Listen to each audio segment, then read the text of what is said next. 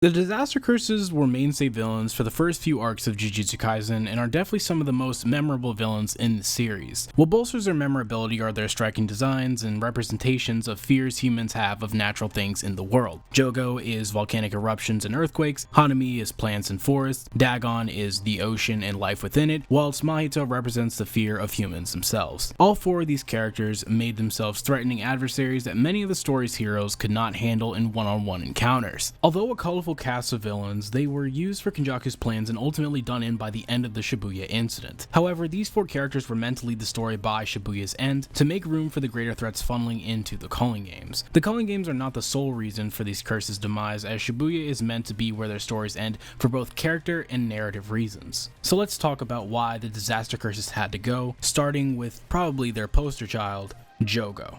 Jogo is the very first cursed spirit from the team seen in the series, and is viewed as someone Yuji fears, but Gojo perceives to be exceptionally weak. This sets the standard for Jogo's position in the power hierarchy of the story from his first outing. He's someone that exists in a tier a lot of sorcerers cannot compare to, but nowhere close to the upper echelon of the verse. In this way, he exists in limbo, constantly being placed against people far out of his league or those far beneath him. His power can be rather contentious, but the way his character operates isn't something too complex to understand. His disregard for human life is forthcoming of his status as a cursed spirit, but his capacity to respect fellow cursed spirits and the hit his confidence takes after losing to Gojo weigh on his psyche all the time and are innately human. They weigh him down to the point where he is incapable of growing to reach the freedom Gojo or Sukuna have. He hit his limit. He had the strength to harm Sukuna in his 15-finger form, except his attacks were too slow for anything to land. Jogo's power is great, but his mentality is not. In this way, he's incapable of letting loose because he retains very human emotions which limit him. Companionship, recognition, and fear are what make him a true human. His hubris too leads him down a painful road, with Gojo at the end of it, a soul-crushing defeat which birthed his desperation and fear against Sukuna in Shibuya, both instances punishing him with the death of his pride and body. Human emotions like fear and hubris created a box of sorts that Jogo was trapped in. His strength wasn't near enough to contest the only two people who could handle it, so all he could hope to do is what he does against Sukuna. Try to keep up in a vain chance of achieving some small victory, or rather, some small recognition.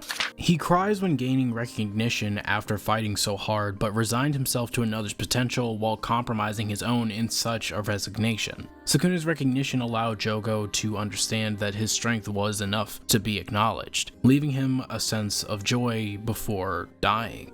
Ultimately, Jogo reached a barrier he did not have a mindset to overcome, whereas many characters in the following arc are insanely powerful and wish to transcend the limits of their current capabilities. Jogo had to go because there is no place for a combatant like him, one that limits himself to what he's currently capable of. In his mind, he lost the war after one battle. Nevertheless, Jogo met a meaningful end. It fits how he could never elevate to a level beyond his current because he never had a heart for such elevation.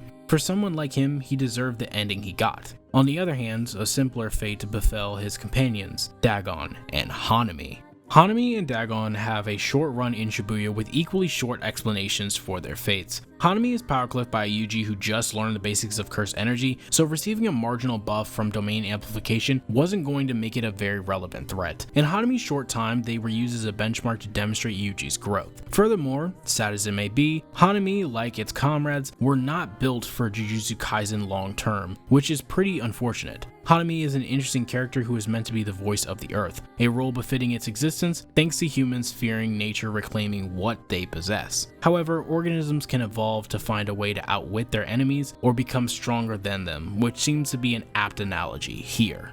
Dagon is built in a similarly small scope like Hanami. Instead of being Earth's voice, he is there to represent how humans and curses will never understand one another. He's a hypocrite who complains about how sorcerers don't care about his friends' names or identities despite killing them, when he fully intends on doing the same thing to sorcerers. This aspect of Dagon's character makes him stand out and fleshes out the humanization of cursed spirits. Unfortunately, this wouldn't last long because of, well, Toji.